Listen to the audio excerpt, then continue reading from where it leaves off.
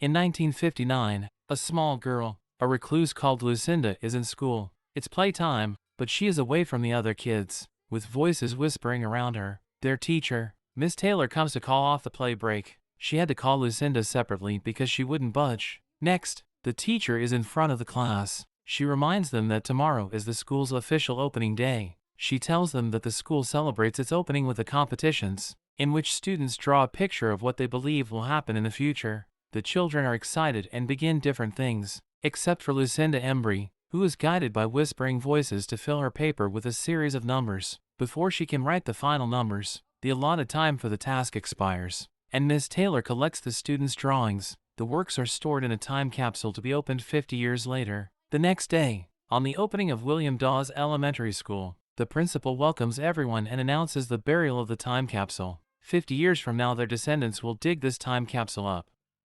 After the time capsule was buried, Miss Taylor notices that Lucinda has gone from where she was. The staffs begin calling her name, looking for her within the school. Miss Taylor goes down a staircase and hears some noise behind a door. On opening the door, she finds frightened Lucinda with blood on her hands. She had written some things on the door with her fingers. This is the remaining numbers that she hasn't finished writing the day before. She looks very scared and asks the teacher to make the whispers stop. Fast forward to 50 years later, the movie's present day. An astrophysicist, John, finds it difficult to control his depression after losing his wife. He has trouble believing that there's meaning in life after his wife has died in a fire accident. He also has a son, Caleb, who also struggles to move on. The next morning, at Caleb's school, the current principal announces the unveiling of the 50-year-old legacy, the time capsule, that was buried 50 years ago. She calls on old Miss Taylor, the same teacher from 50 years ago, to do the honors. The capsule is opened and the children each receive an envelope. Caleb receives the letter from Lucinda and opens to find numbers on the paper instead of drawing like everyone else. While staring at the paper, he begins hearing whispers from everywhere and notices a figure standing far away from the school, but it's gone when he checks again. At home, Caleb tries to ask permission to go to a friend's place for a sleepover. While talking, his dad notices the paper from the school and queries him about it. He wasn't supposed to bring it home. Once John puts Caleb to bed, he starts to get curious about the list of numbers himself. He accidentally puts a whiskey glass on top of it, and it makes a circle around specific numbers. He puts a set of numbers on a whiteboard and he quickly realizes that this means September 11th, 2001, of course being the attack on the Twin Towers in New York City which killed 2,996 people. Lining up perfectly with these numbers, certain that this is just a coincidence, he puts all the numbers on the whiteboard and investigates further. He figures out that the list is full of similar things, dates, years, and lives lost at specific tragic events such as explosions, crashes,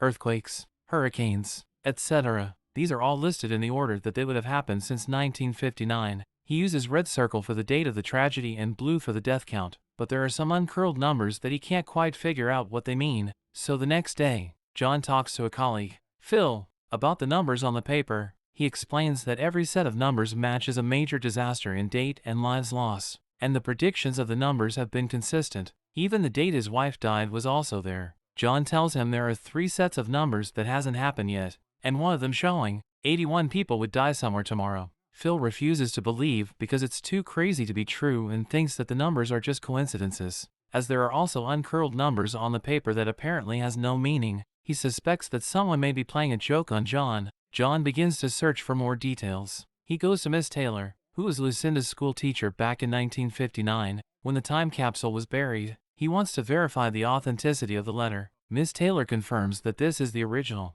and tells John about Lucinda scratching on the door after the burial of the capsule, and the weird circumstances surrounding it. John expresses his desire to meet Lucinda, but it turns out that Lucinda had passed away due to a drug overdose several years ago. At home, while trying to get some contacts over the phone, he sees a couple of strange men pull up to the yard in a car. Caleb goes up to the car, and the strange men give Caleb a rock without actually saying anything to him, which of course freaks John out. He reminds him to stay away from strangers and sends him inside the house. While searching through the net about Lucinda's death, his sister, Grace, startles him. Grace wants John to visit his family because he hasn't talked to his father for a very long time, but he refuses. John has a difficult relationship with his parents due to them being extremely religious, and John is an atheist. The next day, on his way to pick Caleb up from school, John is stuck in traffic. He tries to reroute but no alternative route Looking at the coordinates on his GPS, he realizes that the uncircled numbers he couldn't figure out on the list earlier are in fact coordinates of all the locations where the tragedies will happen, and he is exactly at that location. He leaves his car to find out why the road is blocked. While talking to the police, the prediction happened. An airplane falls to the ground. Several people burn and die while he tries to help. He goes back home while still having trouble believing what just happened. John goes online to search about the accident only to find the reports stating that 81 people have died at night. A strange man walks into Caleb's room. Caleb wakes up and the stranger shows him a revelation of everything being destroyed, while the animals are running for their lives. Caleb screams. His father runs into the room and carries him from the floor. John sees a strange man through the window while holding him up, and runs out looking for him, but he's gone. The next morning, John and his son trail a woman and her daughter to the museum. At the museum, he meets the woman and they introduce themselves. She's Diana, Lucinda's daughter. John later explained to her that he followed her to ask about her mother. Diana becomes upset at the mentioning of Lucinda. John explained that Lucinda's prediction had come true and only 2 remaining,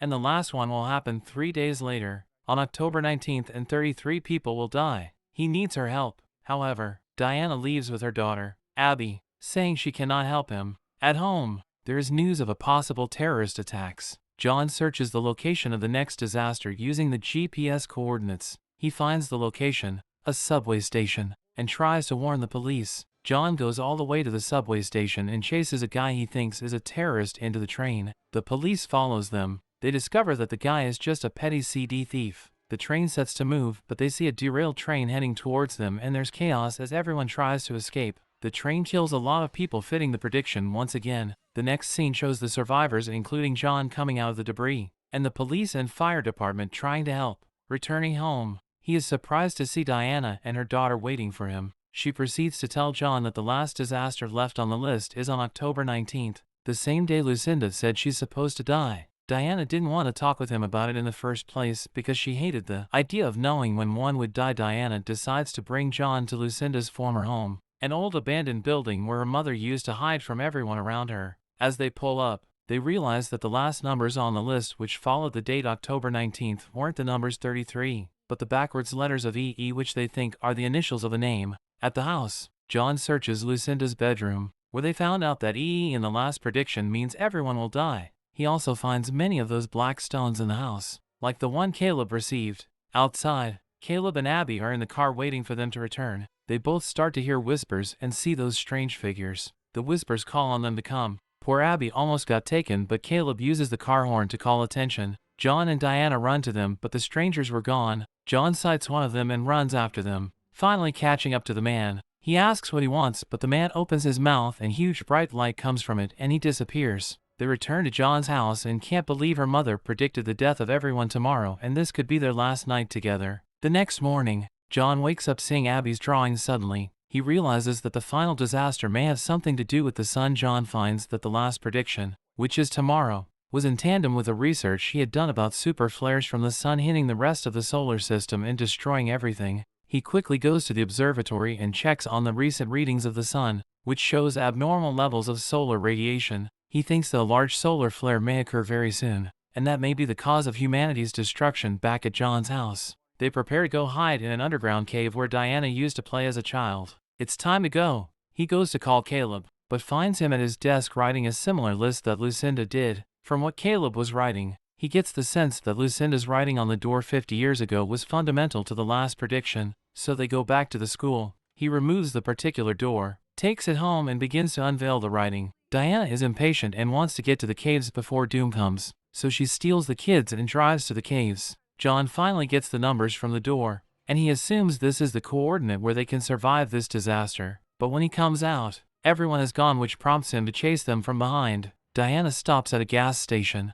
At the station, she watches the government announce that there's trouble coming and everyone should take shelter, preferably underground. Diana goes to call John to tell him where they are. John tells her that the safe haven might be at Lucinda's old home according to the coordinates, but she's scared and refuses to go there. While still on the phone, the strangers steal her car with the kids inside. She also steals a car and tries to follow them, but runs into a half-truck. She breaks her neck and later dies in front of John. At exactly 12 midnight according to her mother's prediction, John drives to Lucinda's abandoned home and follows a car-ridden path into the bush. He finds many of those black stones there. Finally, he sees one of the strange men and threatens to shoot. Caleb stops him and tells his father that the strangers have been protecting them this whole time, and that they must go with them in order to be saved. It turns out that they were the ones who sent the messages about the major disasters trying to save humanity from being completely destroyed. They then reveal an ark up in the sky. John is astonished. It's time to go, but the strangers will only allow the children go with them. Only the chosen must go. Caleb cries. Caleb and his father say their last goodbyes, and the men turn to shining bodies, and the ark leaves. Up in the sky, many of such ark had come to several other places on earth. They are also leaving. John wakes up in the morning on that ground. He navigates the now rowdy city to his family house. His sister meets him with a hug and he tells her Caleb is safe. He enters the house and hugs his father, then his mother, and his sister joins for a group hug. The sun flare starts to destroy everything, and takes them too in their group hug. As the movie ends, the ark drops the children at different places and goes away. Caleb and Abby run through the field towards a huge tree. Now, for the